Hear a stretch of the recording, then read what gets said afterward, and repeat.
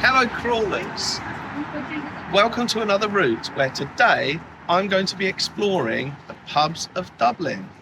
Now usually we follow the routes in my books around London, but this is a first for us because we're going to explore a bunch of pubs that I've been recommended to come and try out, and we're going old school with an original A4 route. I've got a special guest with me today. We're going to be joined by an antiques expert, Ian Dowling, who is also a TV star from Irish Pickers. In fact, this is all uncut and all in one take, so it was not really planned. Come in and just show your face. And then, right, Thomas. We probably haven't even switched his mic on yet. But we've got 12 routes today. We're going to have some really old antique pubs. We're going to explore all of those. We're going to hit some of the tourist spots as well. And we're going to see how many pints of Guinness we can sing. And it's going to be minimum of 12, I reckon. Let's go. Yeah, let's go. Let's go for it. Let's do it. Well, of course, pub number 1 on our 12 pubs of Dublin was always going to start with a Guinness. And I was joined by Ian, who presented the popular TV programme Irish Pickers. And whilst we sat in the Snug, which has been named the best in Dublin, there is so much more to see in this pub, which started life as a shop. And the giveaway for this is the uncomfortably low bar at the front, which of course would have been a counter for serving customers. Now, the pub's been in operation since 1818 and known as Toners since 1921, with its cosy seating and the bar separated by private snug screens. It makes it a great meeting place for politicians and media figures from the nearby government buildings. But back to the bar. And of course, this pub crawl was always going to start with a Guinness. And I went for one of the best Guinnesses in Dublin. Now, it's easy to miss, but if you head to the back of this pub, there is an absolutely huge outdoor seating area that you can imagine is rammed with hen parties and stag do's, or revellers following my route on the 12 pubs of Christmas. So you've got to get here early to see it this quiet and take in just how special this place is. Of course, it's a tourist hotspot, but who cares where you're from when this is the destination? Normally we're following the routes in my book, but we don't really even need a map for this one because the next pub is like 50 yards up the road. So come on, Ian, tell us why we're going for this one. Well, this is famous. O'Donoghue's pub is next. It'll be rude to pass by this one. It's a pub famous for traditional Irish music. Okay. There's nightly music sessions. Yes. And I don't know. Anyone famous out of there? Have you heard of the band called the Dubliners? Who hasn't heard of the Dubliners? Well, there you go. Well, they were founded here back in the 60s, and that's where they kind of got their first kind of debut with performing as well. So it's kind of, we're looking forward to showing you this one. What do you think? We're going to end up having a Guinness in there? Oh, 100%. Rude not to. See, it'll be a Guinness. It would be rude not to. This is the best spot in Dublin for some traditional Irish music. O'Donoghue's. It's pub number 2 on our Dublin city routes. Let's go and get a drink. Well, if it's good enough for the boss, Bruce Springsteen, then it's good enough for me. Because this pub became famous for the nightly traditional Irish music sessions that, amongst others, produced the iconic Dubliners, who were founded here in the early 1960s. The pub itself dates back to 1789 and is one of the most recognisable in the city, and like many, is sited amongst the rows of shops, with a surprisingly spacious beer garden that's accessed down an alley to the side of it. And whilst Ian went for the Guinness, I like a bit of variety and went for the local cider. Well, we had to get here early to see it this quiet because it's one of the most liveliest venues around. But we're here to see the place, not the people. And the walls are adorned with memorabilia linked to the famous musical history. And we just had time for a quick chat with some tourists before it was back out past the park to head further into the city centre, because we can't be stopping when we've got to crawl.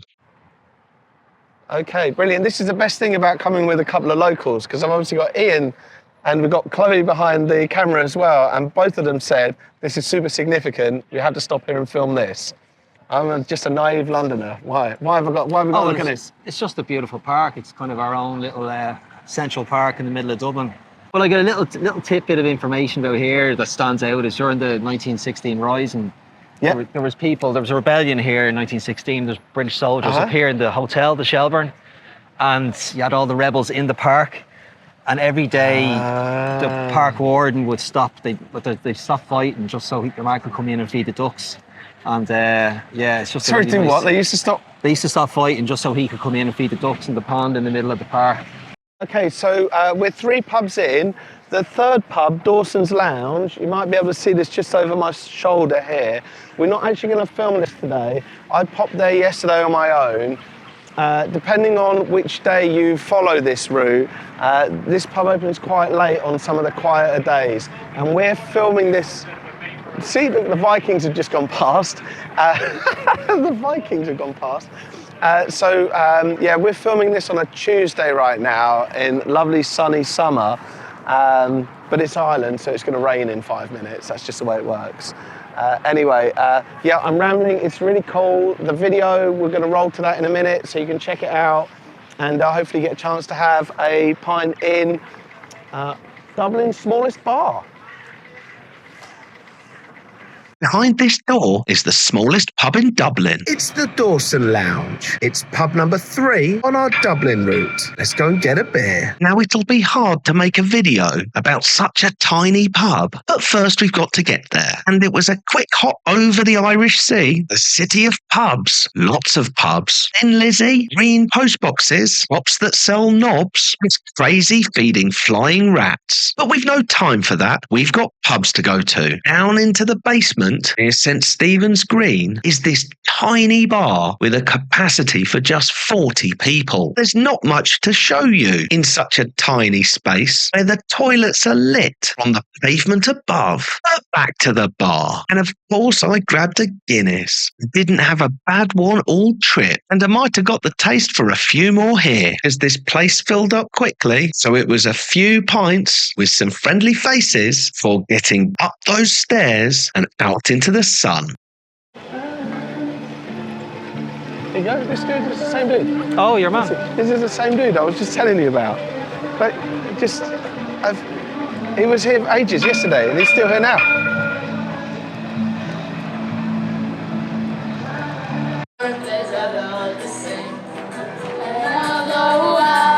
Loads of buskers here, aren't there? This is a famous street where you've got.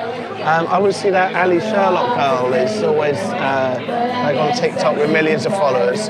This is pretty cool. Have a look at this. Look, these are like they're about 8. Okay, so we just took a little bit of a scenic route. We could have just come up the main road and just gone straight to the pub, but we decided to see all the buskers. Now, our next pub, I'm going to let Ian say what the next pub is because I'm just totally going to butcher the pronunciation. Kehoes. Kehoes. Yeah. Kehoes. Kehoes. Kehoes. Kehoes.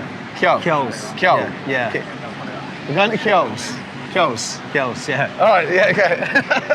Well, we're 3 pints in, and already I'm struggling with the names. Plus, with the jackhammer outside, it was impossible to film. Kehoes, which is number 4 on our Dublin city route. Now, this traditional city centre pub was first licensed in 1803. And its unpretentious Victorian interior throughout has been preserved to the present day, making this gorgeous old pub a buzzing haunt for tourists. Although in its time, many creatives such as James Joyce, Brendan Behan, Patrick Kavanagh, and many more have grabbed a pint in this gorgeous traditional old pub, which actually has a tiny snug which would have been accessible through a private door. It's one of a few pubs in the centre that used to serve as a shop, which you can tell from the low grocery counter, which gave shoppers the chance to pick up rice, tea, coffee and other items while slipping to the back to grab a cheeky pint. Which is of course what we did, where we took our pints upstairs to what would have once been the living area above the pub. So despite pronouncing its name as badly as all of the tourists that would come here, Who cares where you're from when this is the destination? This is a real snug. It has its own entrance off the main road. Okay. There we go. So who would have sat in the snug? Would it Women. be the ladies? Ladies, because we're not allowed into the main bar. Okay. In London, particularly, a lot of these snugs tended to have been more like the working class or the poorer people would sit in one or the other.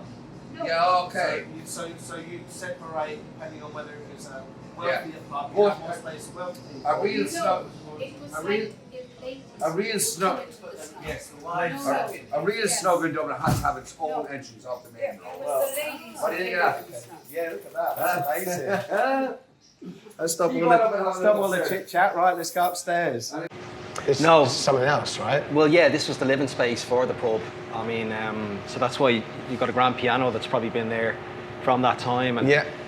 pictures on the wall, and it feels like a living room because that's what it was. The bar was downstairs, and they expanded it down upstairs. So they added on an extra little bar just in that small room behind us there. Yeah, I mean, it's probably hard to kind of come across on camera because we're only 4 pints in, so I definitely know it's not the drinking. I can't see a single straight line in this room anywhere. Like, these pictures are all wonky, the lines of plaster all around the fireplace are all crooked. I mean, you can visibly see the dip in the wall. Like, if you put a ball in the corner of the room, it would just roll right into the centre. Yeah. That's absolutely the charm I of tell it, you isn't what, you would feel so drunk after about 8 pints in here. Yeah. Just- No, when this room is in full flight, you'll get somebody on that piano now and, giving a rendition of My Way or something, and it's a really, really nice little space in the pub. I love it.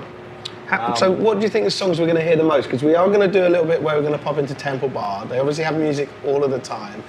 How often do you think they're limited to singing Wild Rove for an hour? Do you think they do it 3 times an hour? Do you think they do it once an hour? Or they say you're going to do it once a night? I'd say they have a pretty good rotation of Irish kind of folk songs, you know. Okay. So, but yeah, I mean, you'll hear all Dirty Old Town, and you'll hear Rare Old Times and all that stuff, down Temple Bar for sure. And Temple Bar will be in full flight at this time. That place, I mean, the Temple Bar pub and those kind of tourist spots, they get busy from around midday, I think, Okay. Well, So, what do you reckon? Okay, well, let's get our Guinness into us. Yeah, and let's on do to it. the next one. Happy Beautiful days. stuff. This is like number 4. We've got 8 more pubs to go. So You'll sleep tonight. we'll sleep tonight. We'll sleep tonight. Sure yeah. will. So the next pub we're going to, number 5, is the Hairy Lemon, which is where the commitments were. Yeah. But obviously this man, other than, I suppose, like for Londoners, for English people, we kind of know Boys Back in Town, but not too much else. But I guess Thin Lizzy's a big deal in Dublin. Phil Lynn is probably the favoured, I'd say Ireland's favoured frontman, rock star Yeah? type thing. Yeah, definitely, and hence the statue. So Was he that tall? I'd say that's actual size, yeah, I'd say so. I think he was quite tall. I mean, there's a video of him, that song Old Town? Okay, yeah. He's walking down here, Grafton Street, and everyone's trying to stop at the look at him. He was a tall man, but around here would have been his stomping ground, like Brussels and McDade's and the Bailey around the corner, and a few other pubs that are no longer around, but all around here would have been a stomping ground of him, for him, like, and hence the statue, Yeah, But it's a whopper statue, isn't it? It is. It's class. Yeah, it's a nice touch, and you can see that there's if you come in a little bit closer, you can see that people have left flowers here or left plectrums tucked into the guitar. Yeah. So it's obviously still means a lot to. Oh, definitely, to yeah. Ireland and I think people it was his Dublin. mother kind of pushed for the statue, and I think it's she's since passed away. But it's lovely that he's remembered in this way. Luke Kelly from the Dubliners is around just 5 minutes away as well. Okay. Statue dedicated to him went up a few years ago, so it's nice for these people to be remembered, All right, well, let's go back and see more of the sights on our way to the Hairy Lemon of all places. What a name for a pub that is. Okay, let's visit one of Dublin's most distinctive pubs. The Hairy Lemon is pub number 5 on our Dublin City route.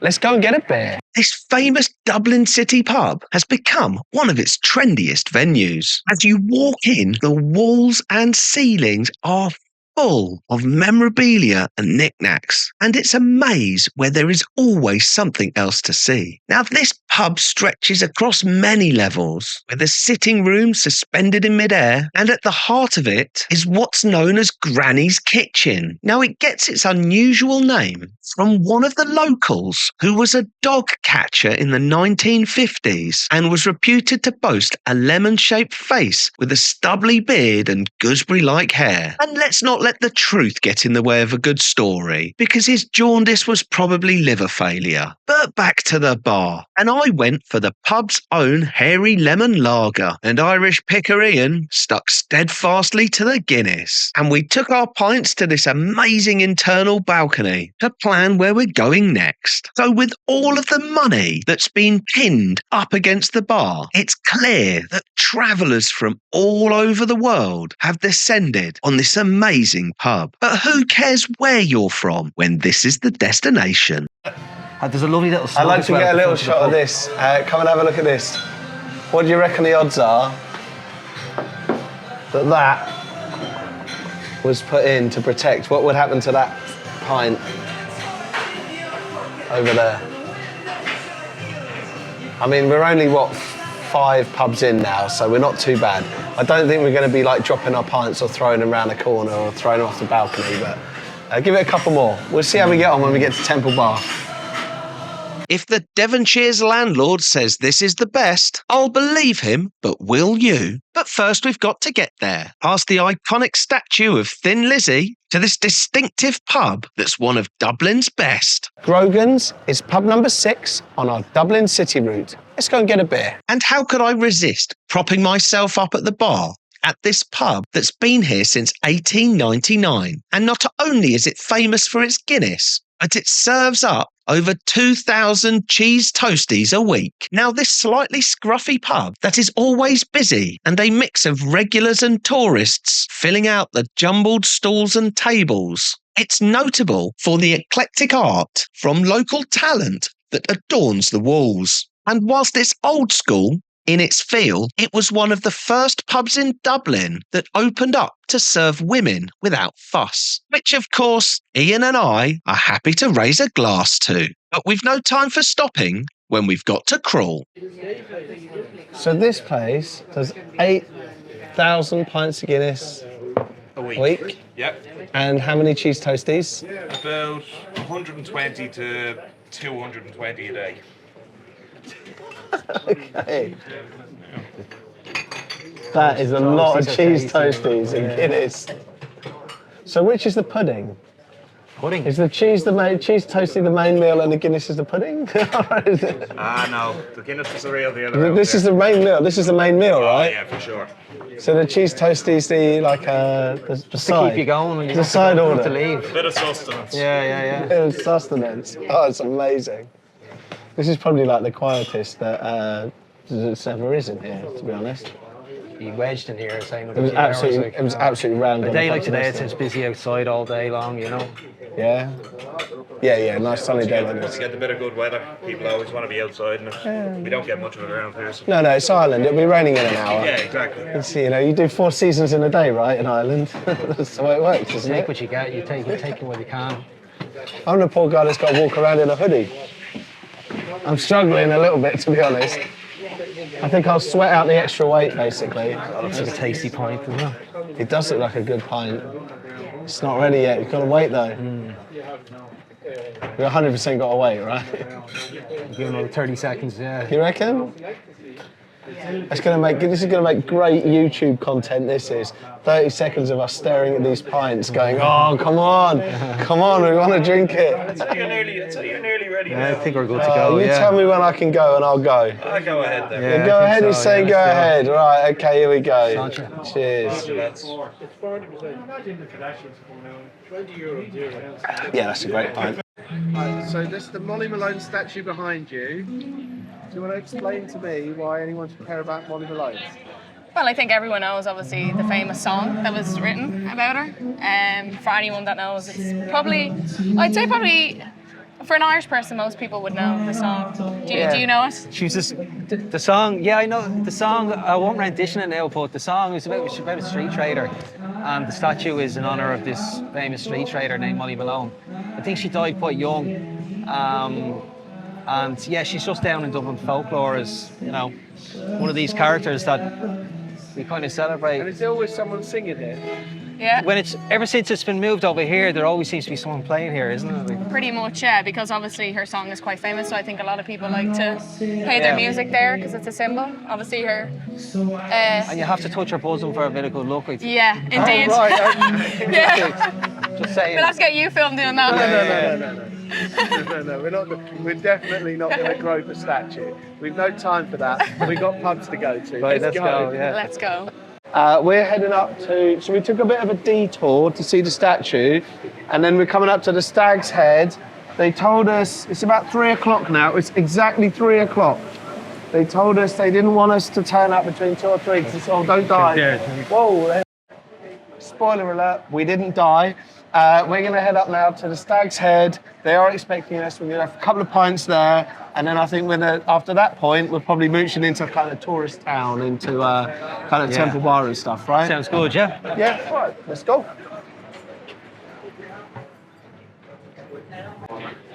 Yeah, look, I love these kind of old things. This is really, isn't look that at lovely, that. yeah. That used to be called Sweeney's. They used to have live bands and stuff in there. Like, it's changed hands since, but... So yeah, this is the Stag's Head here on the left. 7 pints in, I stopped caring about how ridiculous I looked. The Stag's Head is pub Number 7. on our Dublin city route. Let's go and get a beer. If you're lucky, you'll stumble across this corner pub at the heart of the city centre, and records indicate that the pub's been here since 1770, with the current construction erected in 1895. It gained its fame in the 1830s when it was known as John Bull's Albion Hotel and Tavern, and it was one of the most sought-after premises, given its proximity to Dublin's Theatreland. The pub itself has featured in many films, most notably A Man of No Importance and the British comedy drama Educating Rita, which starred Julie Walters and Michael Caine. As you can imagine, given the name, a stag's head protrudes proudly at the end of the bar, and the pub is bathed in light from these glorious stained glass windows and an ornate skylight to the back, and customers have provided their own artwork, which proudly adorns the walls. But back to the bar, and who am I to argue when there's 2 pints of Guinness on offer? And Ian and I gave our feet a rest before it was back down the alley to explore more of this city. Add this to your list of pubs not to miss. Perfect. So what have we got to look forward to between the sort of 10-minute walk between here and Mulligan's? Well, I mean, we can walk, but we'll probably go down past Trinity College, I guess. Yeah. That's the main landmark on the way over there. And then on the way back then from Mulligan's, you walk down the quays and then over Halfpenny Bridge. Yeah. Towards the church. Yeah, we'll have a good view of the old Victorian Bridge as well from there. Yeah, exactly. And and then the church then obviously is where Arthur Guinness got married, and there's a whole lot of history there. Wolfe Tone, he was baptised there, and there's a whole rake of history anyway. It's been a pub, I think it's been a pub for about 20 years now. Right. It's a stunner.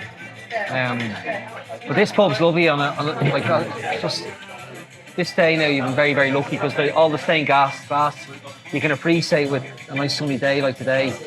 I mean, you get to appreciate the stained glass throughout the pub, pretty much all the way down, and then on the right hand I side filmed to a us. pub in Manchester there. It's got a beautiful stained glass window that they threw Robbie Coltrane through in Cracker.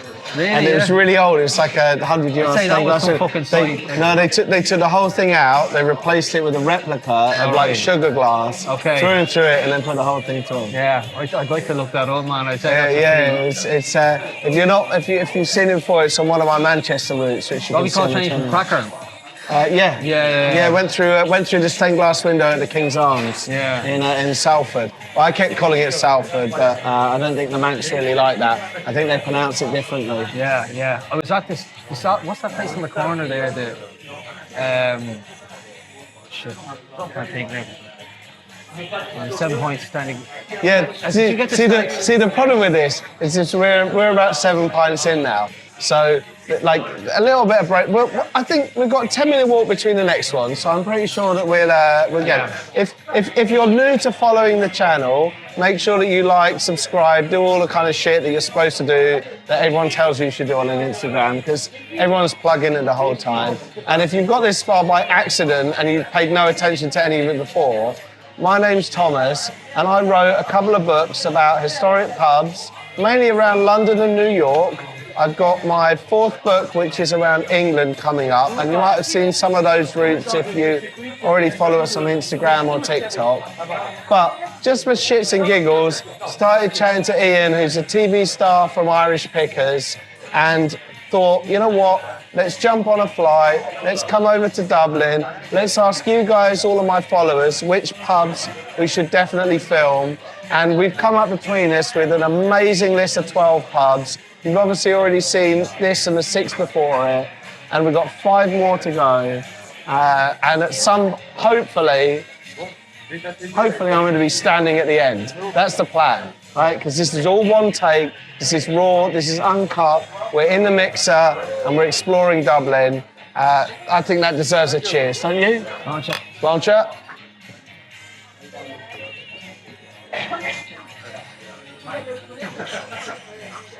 Okay, this is going to be time-stamped actually, this video, because you can probably see the colours of the balloons in the background. This was for, what was it, Chloe? This was like the Gaelic football, which was just last weekend, which is apparently a massive deal. But anyway, whilst he's not here, I'll just give you a quick heads up on Ian, who is a TV celebrity. If you've heard of American Pickers, where they go and they look at antiques, he did an Irish version, Irish Pickers. You can probably find it on a lot of the socials or on demand. Definitely worth checking out. We've got 4, 5, I don't know, I'm losing count at this point. We've got more pubs to go to. Let's go. Where are we? Like, we're right like the hub really here. We've got Temple Bar just over there, which is where everyone goes on a stag do. For the English who don't live in Manchester, these weird things are trams over here. You don't normally see those in the country. But we've also got a couple of sites here. Like, what we got around us? Well, so Trinity College is there. That's where the ancient Book of Kells is held, and you can go in there if you're ever over again on the weekend. Temple Bar, straight up there and left. Obviously, that's, you know, everyone knows what that is. Yeah, that's where you can. That's where it's about 11, 12 euros a pint. Yeah. And it goes up at 9 o'clock. What's this building? Bank of Ireland, which wraps around the corner there, and then you have straight up then is O'Connell Street, Daniel O'Connell Monument there, and the spire, and the Halfpenny Bridge over to the left, which we'll probably cross at some stage. I think we'll go over Halfpenny Bridge in a minute. Yeah, perfect. And then how do we pronounce the river though? The Liffey. River Liffey. Liffey. Yeah. And then before we do all that, Mulligan's is straight down here, left and right. So maybe we'll do that. Let's visit the pub where JFK had his first ever Guinness. Okay, this is a special pub for Ian, so I'm going to let him do the intro. So it's Mulligan's, pub number 8 on our Dublin City route. Let's go get a pint. Briefly mentioned in James Joyce's short story Counterparts, the first Mulligan's was established on Thomas Street in 1782 before the family moved to this building 70 years later. Former Theatre Royal was nearby, and there are nods to it throughout, including an autographed photo of Judy Garland, who was said to have drank at the pub. Now, as well as a number of musicians who call this their local, it's been popular with journalists and writers from the Irish Times and the former Irish Press, who operated next door until the paper collapsed in 1995, said that the phone by the door was referred to as the office number. And when JFK was working there, the late president hopped in for his first Guinness, which is often acclaimed to be one of the very best in Dublin. So of course that's exactly what we went for reminiscing about American tourist Billy Brooks' car and his brother, whose ashes are kept in the pub's grandfather clock. But we've no time for that. We've got pubs to go to, and off we went to hit the tourist spots. Perfect. Well, we got 30 seconds before my Guinness pause, and Ian just got recognised in here. So we're 1 for 1 for people recognising us. So both of us are feeling famous at the moment because there are at least 2 people in the entirety of Dublin that know who one of us is, which is pretty fun. Well, that's setting. Let me just show you. Yeah. So look, tell us. This was one that when I first messaged you. We definitely have to come to this pub. Why this pub? Oh, I mean, there's a lot of history behind this pub. But JFK had his first pint of Guinness here, so they say. And there's a little portrait of him over there in the corner. And then, let's see, James Joyce mentions that room in there. You see the little room in the... Just that little private room there. That was mentioned in a book called Counterparts. So there is a story behind this, and we'll probably, I think you'll probably describe it a little bit more, because there's something inside here, right? Yeah. So explain the story. I've left my Guinness. This is like, I can't leave my Guinness. What's going on? So there was a Texas tourist named Billy Brooks, I think, and he loved Mulligan so much that he requested that his ashes be interred here. So they weren't sure where to put them, so they decided on the grandfather clock here.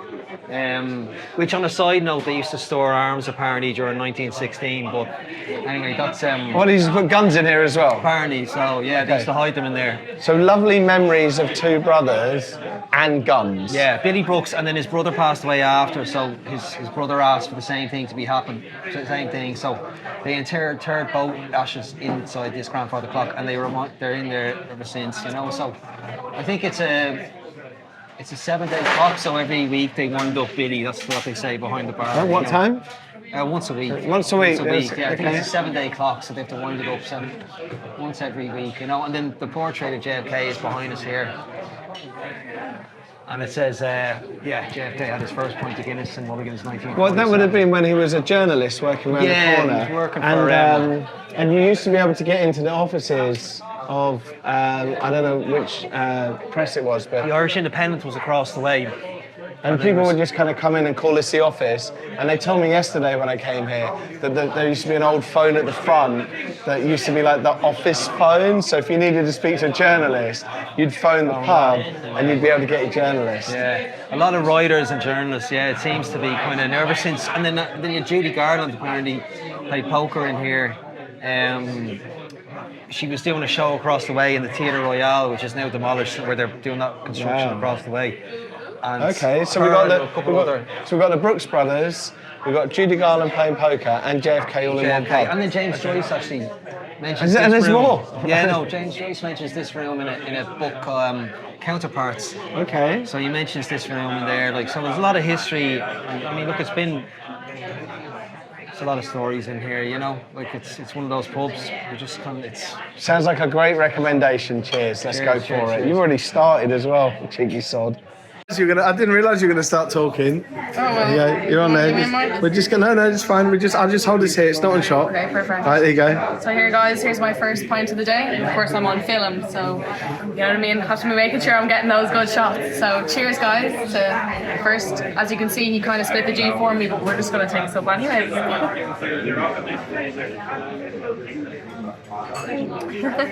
We're just about to go and head into Temple Bar, which is the main tourist part. We've got a couple of places to go and smash a couple of pints in. Tell them to say what we're doing. We're in the very heart of Dublin right now. River Liffey here cuts the city in two. South side, north side when you cross the bridge. Daniel O'Connell is the statue that you see there. And the big needle you see behind that is the spire, which was put up around the year 2000. What is the needle? It's called the spire. It's kind of got mixed feelings with Dubliners as to. Personally, I don't like it. What's it for? It was to celebrate the millennium. It's. What's it for? It's a piece of street furniture. What? No, you can't. No. There used to be. Right where that is. There used to be Nelson's Pillar, which was blown up in 1966 by the IRA, and but before that, you could actually climb to the top and you could have a full 360 view of the city. So they blew it up because Nelson was, they want. Well, let's just say it would have been good if they blew up Nelson and just left the rest of it there, so we could have replaced it with something else on the top. But I don't like the spire. It's got mixed reviews in Dublin, and to me, it's just a big ugly. And it's so noisy here. Like, this is so obviously like the epicenter, really, of kind of we're right by the river, and when we go into Temple Bar, this is the place of like the €12 pints. So let's go and get a couple of those. See if we get a couple of freebies, and we'll see if we can get a couple of pints in here. This is Dublin's most recognisable pub. It's the Oliver St John Gogarty's, pub number 9 on our Dublin city route. All right, the taxi's going to run us over. Let's go in.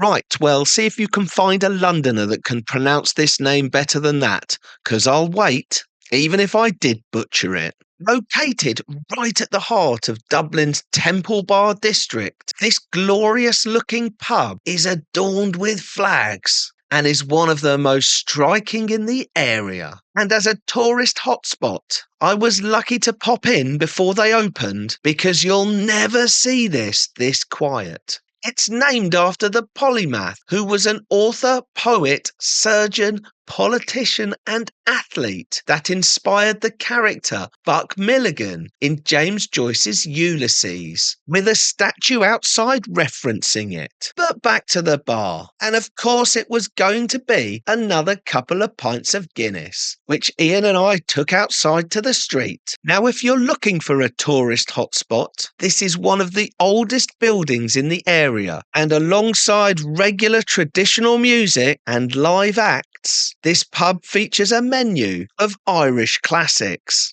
to keep you well fueled up as you venture out to Trinity College, Grafton Street for some shopping, or perhaps the Guinness storehouse. And it even has accommodation if you want somewhere to try and sleep and drift away to the sounds of music and revellers all through the night. But we can't be stopping when we've got to crawl. And so now we're in Temple Bar. It's like super busy. This is a touristy part. I'm going to put you on the spot. Like, just tell us a little bit about like Temple Bar, why literally everyone comes here for like stag do's, hen do's, why this is the most kind of famous part for drinking in Dublin.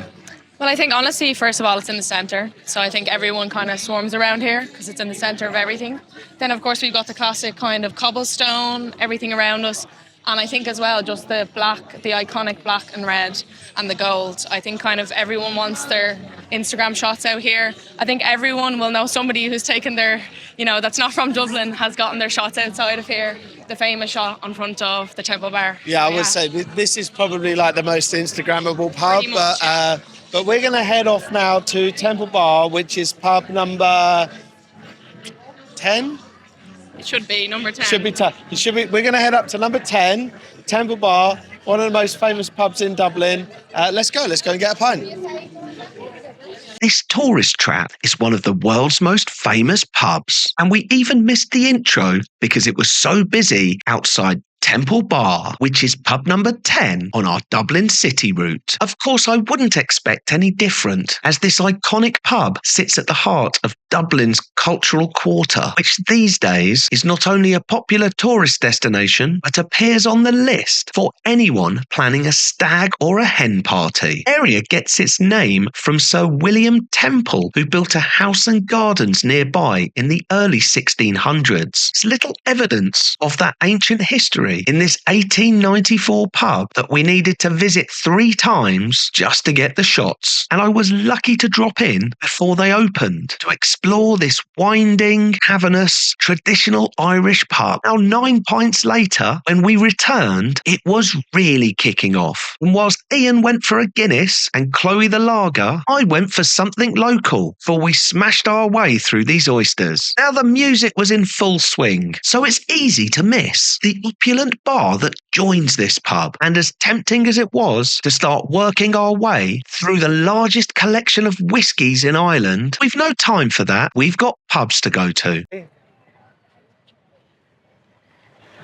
So I thought I was super smart yesterday in the pouring rain while I filmed this bridge because you said we've got to walk over Halfpenny Bridge. So I filmed this when no one else was noticed and no one was around. And this isn't Halfpenny Bridge. No, that's it over there. That's it over there. Yeah. What's the significance of it, other than the fact that it looks way more beautiful than this really boring bridge that we're standing on? Well, I mean, it was built in 1816, and the original thought behind it was that there used to be a man that used to do ferries from one side of the Liffey to the other, and the ferries were in such bad condition that the council said to him, "You have to build a bridge. Your ferries are in rag order," and so at the end of the day, they just built a bridge, and the deal was that he charged a halfpenny toll for people to cross the bridge. That's why it was called the Halfpenny Bridge. So the halfpenny bridge, like the toll. Did it always look like this? Because this looks pretty cool. Yeah. No, it always looked like that. There used to be a toll on either end of the bridge, though, and then I think it was around 1916 that the toll ended, and then after that it was free. So before that, though, you had to pay a halfpenny to cross. This is a boring bridge, but we're going to walk across it anyway because we've got 2 pubs left, and the 11th pub is The church. It's the church. It's the church. We're going to the church. Let's go. This Dublin church became the city's most stunning bar. It's the church. It's pub number 11 on our Dublin city route. Let's go and get a beer.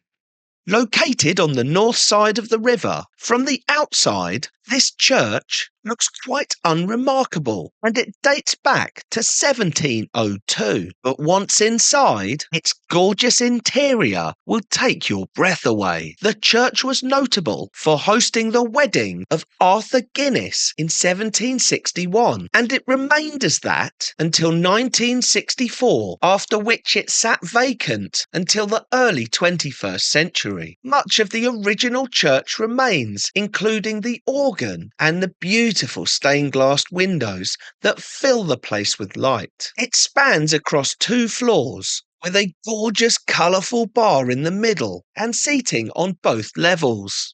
It wasn't the weather for it when I was there, but there's plenty of outdoor seating. Not that you'd want to be there when you can step inside this magical location. And it can get pretty busy here, so to see the place, not the people, I rocked up early and headed downstairs to the burial crypts, which feature their own bar and this dark, intimate location to squirrel yourself away in. But back to the bar. And of course it was time for a couple of Guinness, and 11 pubs in, today's camera assistant Chloe went for a lager before we sat at the front to watch the traditional Irish dancing take place in front of this magnificent stained glass window. Next time you're near, stop here for a beer. Okay, great. So we're in pub number 11, which is an amazing pub.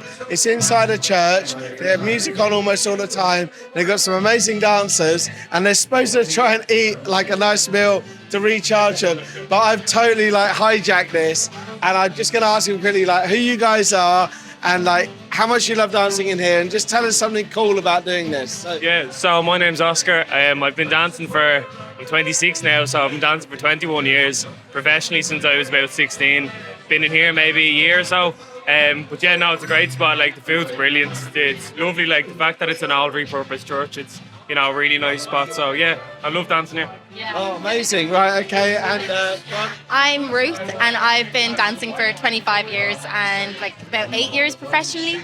Yeah, I love working in here. It's so nice. It's really nice as well because you get to have little catch-ups.